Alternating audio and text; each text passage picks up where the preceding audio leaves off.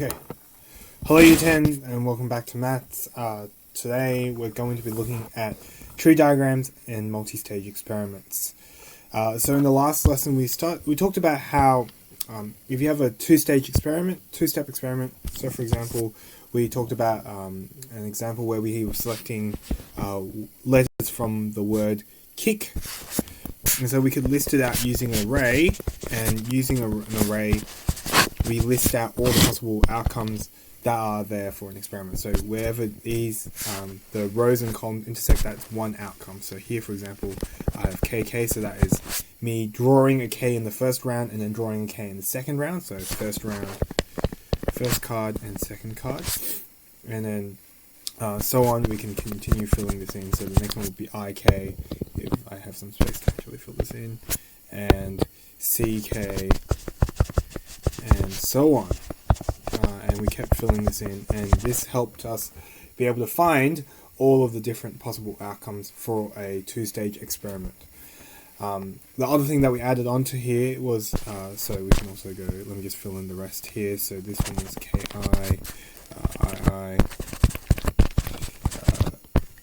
what was this, CI, and KI. And the other thing that we added on here was we talked about experiments with replacement and without replacement. So with replacement means that we put the cards back into the bag and allows us to have all these outcomes, all of the ones here. But if we do not have replacement, that means that we get rid of all of these ones where there would be a double up. And so we talked about how these experiments, two-stage experiments, if you've got if you've got with and without replacement, that actually affects what the total number of outcomes is. What we're doing today is we're kind of using a different type of way of representing a multi-stage experiment, which is called a tree diagram. Now, in general, I prefer using tree diagrams as opposed to arrays for certain things. And in particular, when you get a lot more confusing and more outcomes where you don't want to have to list out every single one in a table like this, I think you prefer using a tree diagram. So here is what a tree diagram is. So what are tree diagrams? A tree diagram is a diagram which shows all the possible outcomes for a multi-stage experiment. So if you could fill this in your booklets for me, that would be lovely. So here in our arrays, we were limited to only two stages. So you've got your first card that you're drawing out, and then you've got your second card that you're drawing out for this example. With a tree diagram, you can do as many stages as you would like. So you can do an experiment where, for example, you might be flipping 3 coins, and so you can flip 3 coins if you want, and you're not stuck with just only having 2 potential stages. And so this gives us a lot more. This is a lot more powerful in helping us show all the possible outcomes for a experiment. And so there's a few steps that were involved if we want to create a tree diagram. So firstly, identify the stages for the experiment and their possible outcomes. So the hint I have here is stages are usually when an action is performed. So if, for example, if I am flipping 3 coins, e.g. flipping 3 coins, well, each coin is one stage. So each coin is one stage. If I need to select, if there are 2 bags and I need to select a particular card out of one of the bags, the first stage would be selecting the bag, and the second stage would be selecting a card out of those bags. So the first step, identify the stages and their potential and their possible outcomes. Then from there, the second step that we have is to calculate the probability for each outcome. So for each one of those outcomes that you identified in the first step, we want to identify the probability for each one of those things. So for example, when you flip a coin, there's 2 possible outcomes. You've either got heads or tails, and each one of those has the same outcome if you're using a fair coin, so 1 out of 2. So we want to calculate the probability of each one of those possible outcomes. Okay, then from there, what we want to do is we want to draw branches for each outcome writing the probability above each branch. Now I'm going to show you actually two ways, and this is one way of doing a tree diagram that I prefer, but I'll show you two ways that we do this. So these are the 4 steps that we're going to do. Oh, and afterwards repeat this for each stage. So these are the 4 steps that we're going to follow when we are creating a tree diagram. If you flip over the page, we have an example of us actually doing this. So let's actually go through this example. So this is on page 40. Page 40. A bag contains 2 red counters and 1 blue counter. 2 counters are taken out of the bag and replaced. So here it's taken out of the bag and then put back into the bag. This should be back, my bad. Into the bag. And what we want to do is draw a tree diagram to represent this scenario. Okay, so what we're imagining is, let's say we have a bag. This is a terrible bag. I'm going to draw a bag, and inside the bag I have 2 red counters, so 1, 2, and 2 green counters, and 1 green counter. Oh, 1 blue. Whoops, I can't even read. 1 blue counter. And what we're doing is we're selecting 2 counters from the bag, so we're going to select one of them randomly. We don't know. We put our hand in, so let's say we pick out the red one. We're going to look at it and record the color. I'm going to take my red one. I pull it out of my bag. I go, oh cool, that's a red counter, and I put it back into the bag and then select the second one. So this is a scenario where it's with replacement. So this example, we're replacing the counters back into the bag. So here, bag is replaced. So this is with replacement. Now what we want to do is draw a tree diagram to represent this scenario. Now there's 2 ways that we can do this. So option 1 is just listing out all possible outcomes.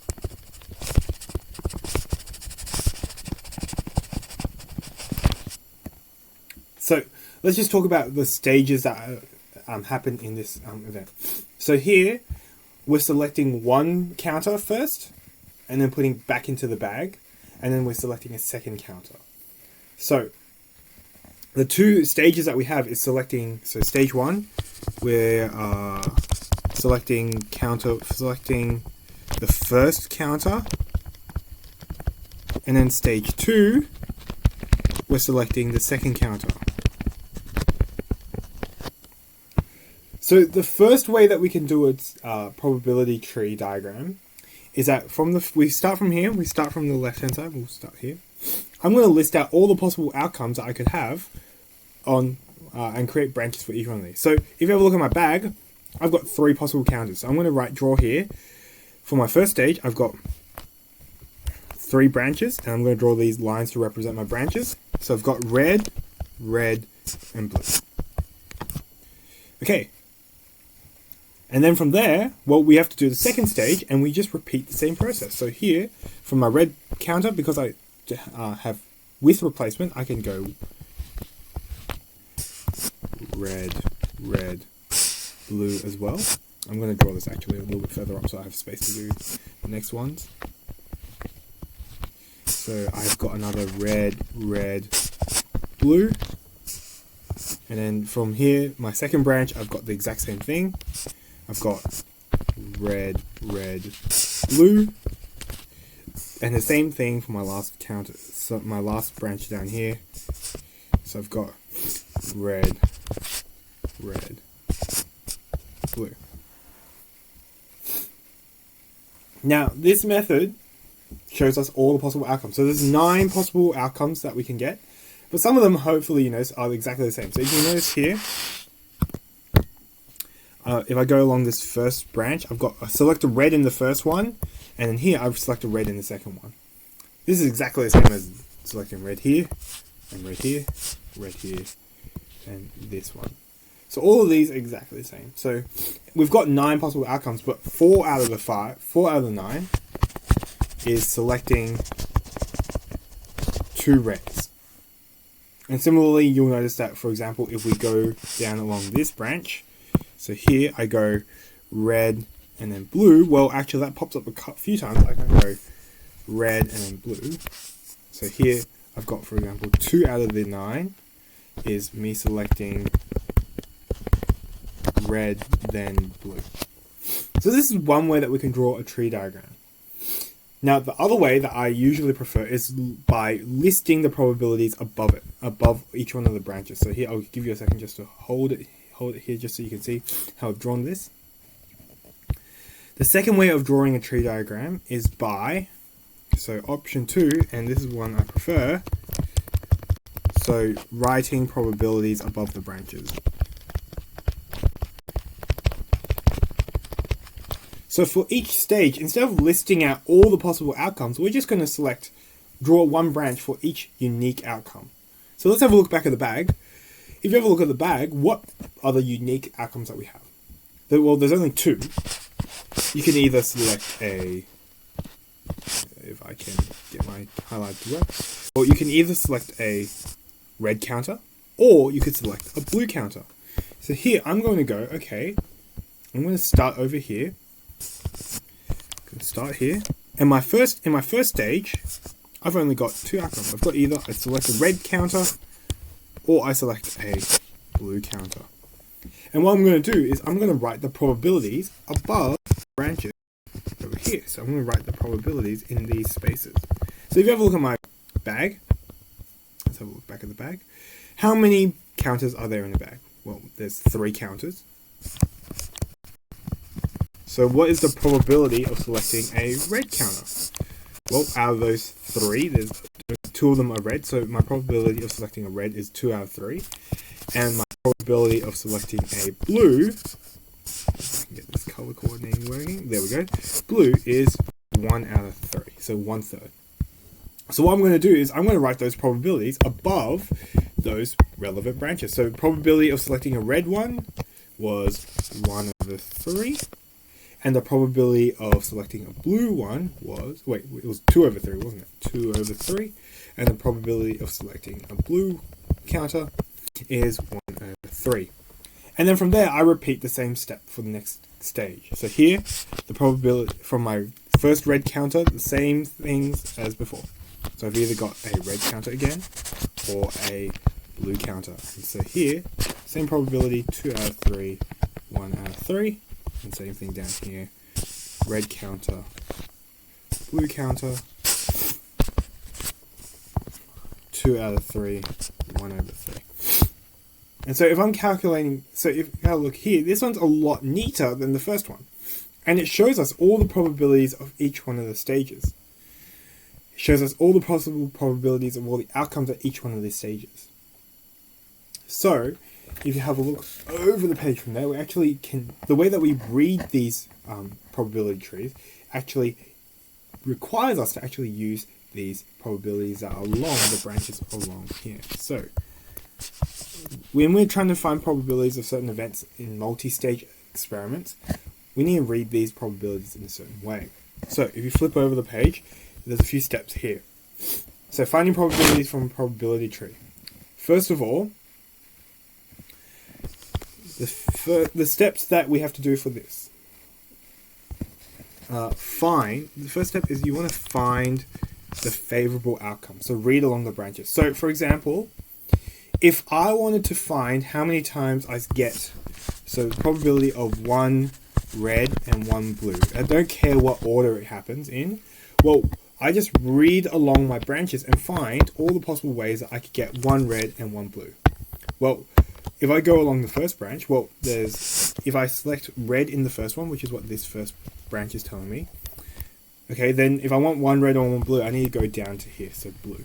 So I've got this probability tree, so this line.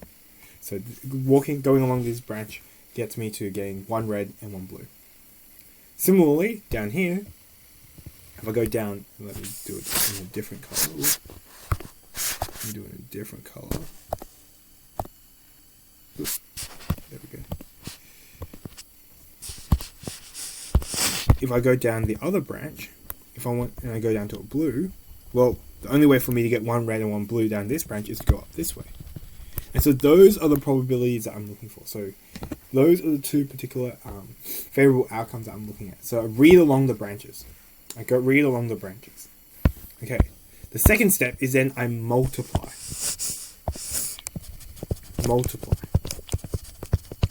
multiply probabilities along the branches for each favorable outcome. So how we read these probabilities is, well, if, for example, that yellow branch, what I need to do is, well, the first probability was a 2 out of 3 for my red in the first draw, and then 1 out of 3 for drawing a blue in my second draw. So what I need to do is I need to go, well, 2 out of 3 times 1 out of 3. Now when you multiply fractions, just remember you multiply across the top and you multiply across the bottoms. And so here I would get 2 times 1 over 3 times 3, which gives me 2 out of 9. And similarly, I would need to do the same thing at the bottom. So here I would need to go, okay, I've got 1/3 for selecting the blue in the first one, and 2/3 selecting the red in the second one. So 1 over 3 times 2 over 3, which also gives me 2 over 9 as well. So when I'm trying to calculate the probabilities, what I need to do is I multiply the probabilities along the branches for each one of my favorable outcomes. Then, the final step that I need to do is, all I need to do is add these probabilities together. Add together results for all favorable outcomes. So here, for this example, all I need to do is just add together this 2 over 9 and this 2 over 9 and just add them together. So my probability of selecting one red and one blue would be 2 out of 9 plus 2 out of 9, which is 4 out of 9. So when I'm trying to read probabilities from a probability tree, what I need to do is, first of all, I need to find the favorable outcome, so read along the branches. Then I need to multiply the probabilities along the branches for each of my favorable outcomes, and then I add the results together. So let's go through this example. There are two boxes, A and B, and which both contain 4 counters. Box A contains 2 red and 2 green counters. Box B contains 1 red and 3 green counters. A box is picked at random, and then a single counter is selected. Okay, so let's just visualize what's happening in this example. So here we're imagining we've got 2 boxes. So we've got first box over here, which is A, and I've got my second box over here, which is B. Now inside box A, I've got 4. In both of the boxes, I've got 4 counters. Box A has 2 red, 1, 2, and 2 green, 1, 2. And box B has 1 red, and 3 green, 1, 2, 3. Okay. Now, in the question, it tells me that a box is picked at random, so we pick a random box. We don't know which one, so you've either got a choice. You can either make choice box A or box B, and then from these boxes, a single counter is selected. So then, from selecting a box, let's say we select box A. Someone puts a hand in and then go, okay, cool. I'm going to select this counter here, for example. So let's answer these questions here. Part A. What are the 2 stages in the experiment? Well, if you have a look at the bit that I underlined, the first stage is a box selected, and then the second stage is a counter selected. So 2 stages are, the first stage I select a box, and the second stage I select a counter. Okay, part B. What's the probability of selecting a red counter from box A? Well, you have a look at box A over here. Well, how many counters do we have altogether? Well, we've got 4, and out of the 4, how many of them are red? 2 of them are red. So I'm going to go here. Well, the probability of selecting a red counter from A is 2 out of 4, which is the same as 1 over 2. So you've got a 50-50 chance of selecting a red counter from box A. Okay, so part B is done. Part C. Now we want to answer the same question, but we are trying to have a look at box B. So what is the probability of selecting a red counter from B? If you have a look at box B, well, we've got 4 possible counters, so this probability is still out of 4, but now only one of them is red. So only one of my counters from box B, so if you have a look over here, one of my counters, that lone red one in box B, is red. So here, the probability of selecting a red counter from B is just 1 over 4. Okay. So, we're going to draw a tree diagram for this scenario, showing all possible outcomes. So what I'm going to draw here, I'm going to go, okay, cool. I'm starting out here. I'm starting out over here, and I'm going to draw my first stage. So this is stage 1, so box selection. So, for my box selection, I've got 2 possible outcomes. I can either get a box A, or I can get box B. Now it doesn't tell us which one is more likely, so because there's two of them, we're just going to assume that they're equally likely. We have a 50-50 chance or just 1/2 chance of selecting box A and box B separately. Okay, then in our second stage we are selecting counter selection. And so from here, from box A, well, we've got two possible. What's the outcomes that we have? We've got two possible outcomes. It's either a red one or a green one. So I'm going to draw here. From A, I either got red or green. And for box A, both red and green are equally likely. So I'm going to write here 1/2 and 1/2. Now box B is where it's a little bit different. And as we calculated in part C, well, we've got the same two outcomes. It's either a red counter or a green counter. And as according to part C, well, red's only actually a 1/4 of a chance. 1/4 of those counters is red, but green, 3/4 is green, as opposed to 1/2. So here is my tree diagram. I've drawn my tree diagram here for part C. Oh, that's part D. Okay. From there, we're going to try and calculate some probabilities. So the first one is E. What is the probability of selecting a red counter from box B? So here's the probability of red from B. Okay. So when we're trying to calculate probabilities using a tree diagram, we're just going to read along our branches and find our favorable outcomes. So here, we want to select a red counter from box B. So I'm first going to go down to box B. So got B, and then I want a red counter. So this is the branch I'm looking at. So the way I calculate my probabilities, I'm just going to, look at my probabilities, 1/2 and 1/4, and just multiply those two together. So here I'm going to have 1/2 times 1/4. And so for this, I'm going to just get 1/, well, I multiply my fractions. So when multiplying fractions, I multiply numerators and denominators separately. So 1 times 1, which is 1, and 2 times 4, which is 8. So 1/8. Oh, yes. Okay. Next one. Part F. What's the probability of selecting a red counter? So this one, we just want to get a red counter from any box. So it could be box B, it could be box A. So let's highlight our favorable outcome. So we could select box A. I'm going to highlight in green this time. I could select box A, which is excellent. And I just want to get a red counter. So here, I'm going to go along this first branch. So here, to calculate that probability, I'll just read the probabilities along the branches. So 1/2 and 1/2, and multiply the two. So it's 1/2 times 1/2. Okay, so that's one possible way of getting a red counter. But another possible way is the same thing that we got in the previous part. So I could totally go down towards B and also select a red counter from B. And so once again, I would get 1/2 times 1/4. And all we need to do is just add these two separate branches probabilities together. So here I get 1/4. So 1/2 times 1/2, I multiply numerators and denominators, plus 1/8. And now here's where we need to use some simplifying fraction skills. 4 and 8, we want to look for a common denominator. The common denominator that I noticed is 8. So I'm going to change them both into fractions over 8. The second one doesn't change. All I need to do is just multiply the first one by 2 to get there. And so I can add them 2 together. So now this becomes 3/8. And so that's how we calculate probabilities using a probability tree diagram. So, if you over the page, there's a few questions for you to have a go at. I think there's 2 of them in particular. Can you guys have a go at those 2 questions for me? And I'll come back in a second. So these questions are over the page here. Questions 1 and 2. Can you guys have a go at drawing the tree diagrams for those questions and then answering those questions?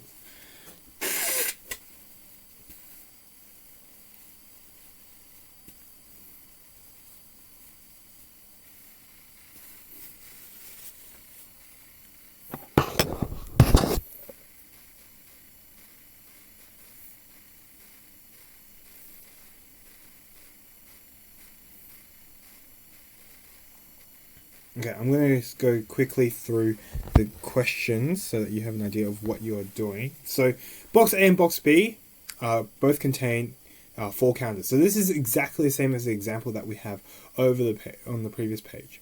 But this time, box A contains 1 yellow and 3 orange. So I'm going to draw here 1 yellow and 3 orange. So this is box A, and box B is the other way around, where we've got 3 yellows, 1, 2, 3, and 1 orange. A box is chosen at random, then the counter is selected from the box. So here, once again, we've got a very similar kind of scenario. If A is chosen, what's the probability of selecting yellow counter? So let's have a look at box A. There's 4 possible counters, only one of them is yellow, so here it's 1 over 4. For box B, what's the probability of selecting yellow? Well, this time it's flipped. Now 3 out of the 4 are yellow, so that's 3 out of 4. Okay, we want to represent the possible outcomes using a tree diagram. So here, starting from the bottom, we select a box, so box A or box B, and from here we either have yellow or orange, and the probabilities here, let's just fill it in. So box A, box B, you have 50% chance of each, and in box A, yellow is 1 out of 4, and the remaining 3 out of 4 is orange. Box B is just the other way around, where yellow is 3 out of 4, and orange is 1 out of 4. So for the following part, in part D, we want to find the probabilities of selecting certain counters. So here, probability of yellow from B. Well, we read along our probability tree. So here, I'm going to go down along B. And I'm going to select a yellow counter. So here, I'll need to go 1 over 2 for selecting the B times 3 out of 4, which would give me 3 out of 8. Part 2, probability yellow. Well, we've already done B, which would selecting yellow from B, which is a half times 3 over 4. But on top of that, we need to add on while selecting a yellow from A. So we need to add on top of this, going up to A, and selecting a yellow. So 1 out of 2 times 1 out of 4. And so this gives me 3 over 8 plus 1 out of 8, which is 4 out of 8, or a half. Now, probability of selecting an orange, you can do the exact same thing. So once again, we're going, but this time for orange. So here, if I go along A, I'll need to go down this branch to get orange. If I'm going along B, I need to go this path down to get orange. And so this, I think, should give you a probability of half. And for the last one, probability of orange from A, we only want that top branch, so this is 1 over 2 times 3 over 4, which gives you 3 over 8. Okay, part 2, a fair coin is tossed 3 times. Now for the tree diagram for this one, we're tossing a coin 3 times. So our stages are tossing a coin. So here I'm going to have, each time I toss a coin, I'm going to have 1 stage. So here, heads, tails, half, half. Once again, I've got another heads, tails, and heads, heads, tails, and these are all a half, half, half, half, and then same thing down here, same thing, and same thing, and so all of these are half, and you can probably fill that in. Okay. The following questions, we want to find the probability of the following events. Probability of 3 heads is just, we go along that branch. So here, 3 heads is I get 1 head, I get 2 head, I get 3 heads. And so that should be a half times a half times a half, which gives you 1 over 8. Part 2, probability of 2 heads, then 1 tail in that order. So this is in particular, they want it in that particular order. So here I need to go, well, I'm selecting my first head, then my second head, and I'm going down to tails. And so once again, this is a half times a half times a half, which should give me 1 over 8. Part 3 is where it's a little bit different. So they're asking you for 2 heads and 1 tail in any order. So you could get, so for this one, you could go the same as the previous one, so 2 heads and that tail in that order. But you can also add on top of that, so this is 2 heads, 1 tail in any order. So for along with that, we can actually go, okay, well, I'm going to use orange this time. So I've got this one here, this one here, this one here. Well, I could actually go, well, if I get one head, I could get a tail after that. And then I could also get a head back. So here I get 2 heads and 1 tail. But I also could go down this way and get tails and also then 1 head and a second head. So this one is going to be, I think final answer gives you 3 out of 8. Part 4, probability of at least 1 tail. The probability of at least 1 tail, well, the opposite of at least 1 tail is 1 head. And this would be 1 minus 1 out of 8, 7 out of 8. And the probability of no tail,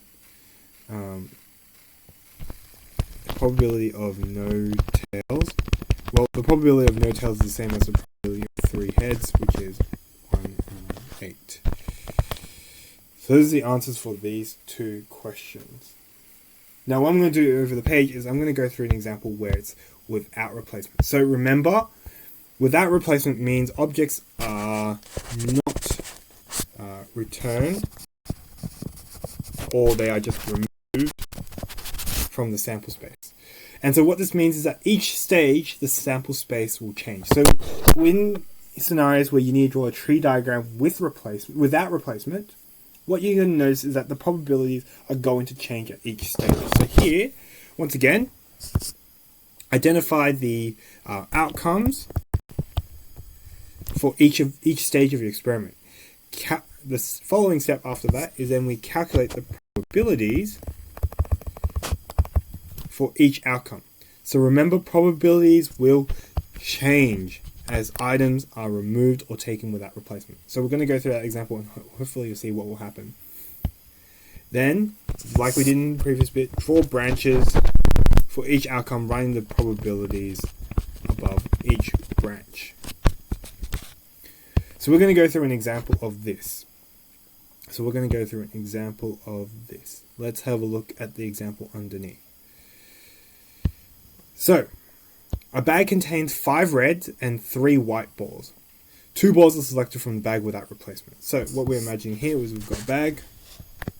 We've got 5 red balls. So 1, 2, 3, 4, 5. And we've got 3 white balls. So then I'm just going to draw them. 1, 2. Okay. So altogether we have 8 balls in the bag. Now these, from here, we're selecting 2 balls are selected from the bag without replacement. So what we're imagining here is if we selected one ball,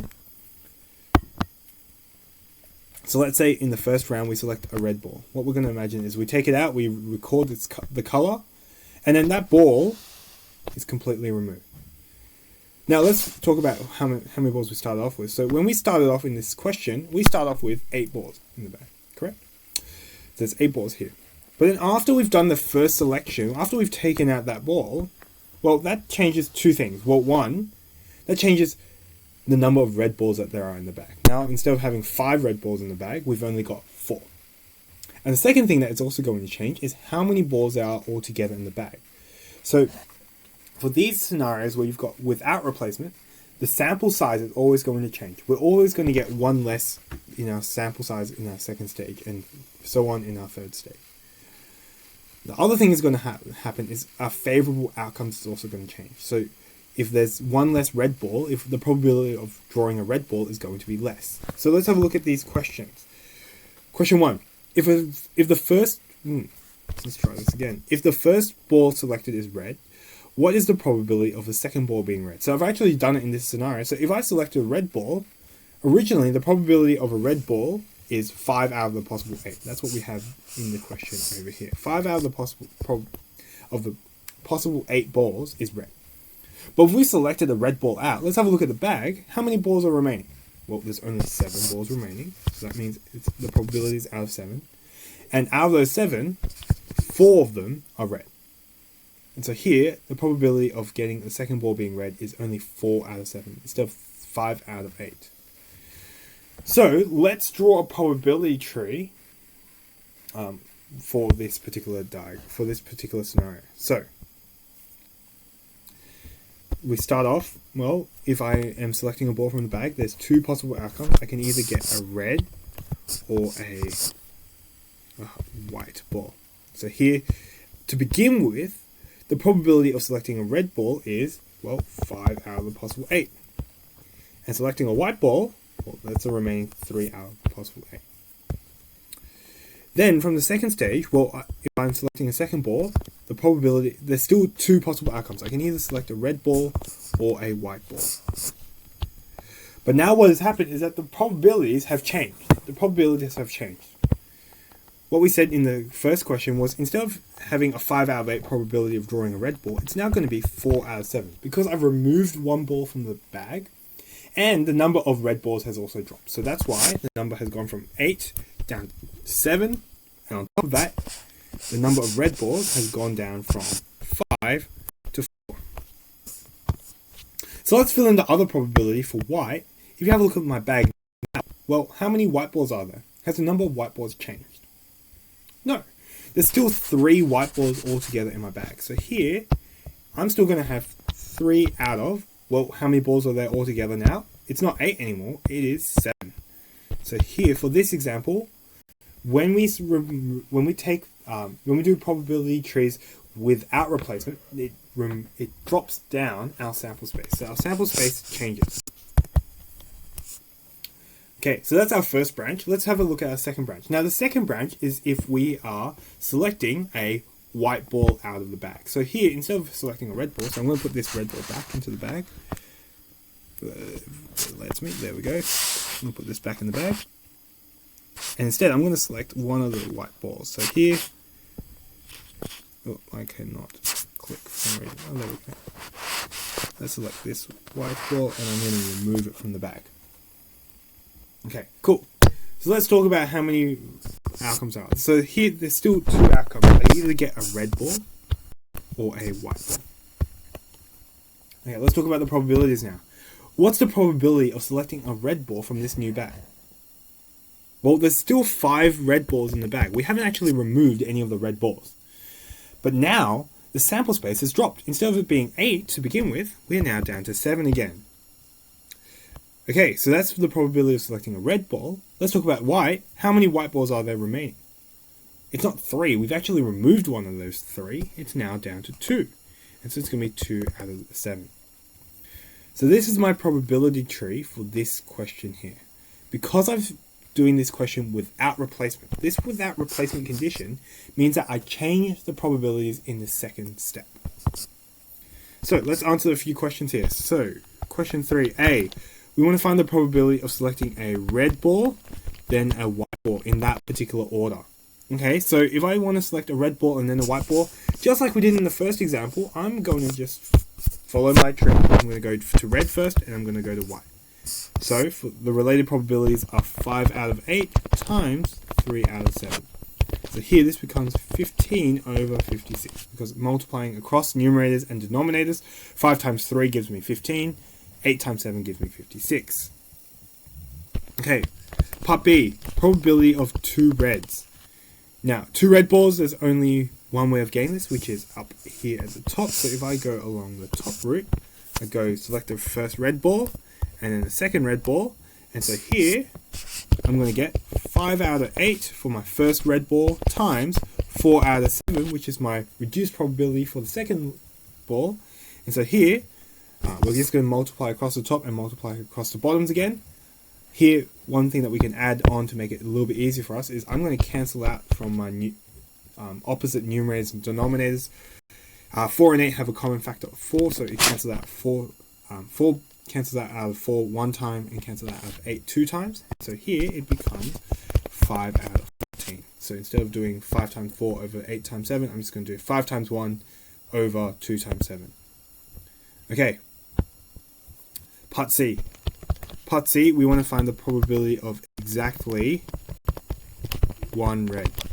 We want to get exactly 1 red ball. How can I do this? Well, that's the same as getting a red ball and then a white ball. So the same as the first part. So that is 5 out of 8 times 3 out of 7, which was the orange highlighted path. But on top of that, I can add along, going down this way to get a white first, and then getting a red ball. So that also gives me only just one red. So here that is 3 out of 8 times 5 out of 7. And all I need to do is just add these two together. So here this gives me 15 out of 56 plus another 15 out of 56, which gives me 30 over 56, or 15 over 28. I'm not going to worry about part 4 because I don't think we have enough space for that. So hopefully this makes sense in how we can calculate the probabilities using a tree diagram. Over the page, there's a few more questions for you to have a go at. Can you please have a go at those for me? And I'll see you hopefully in the next lesson. Okay, bye.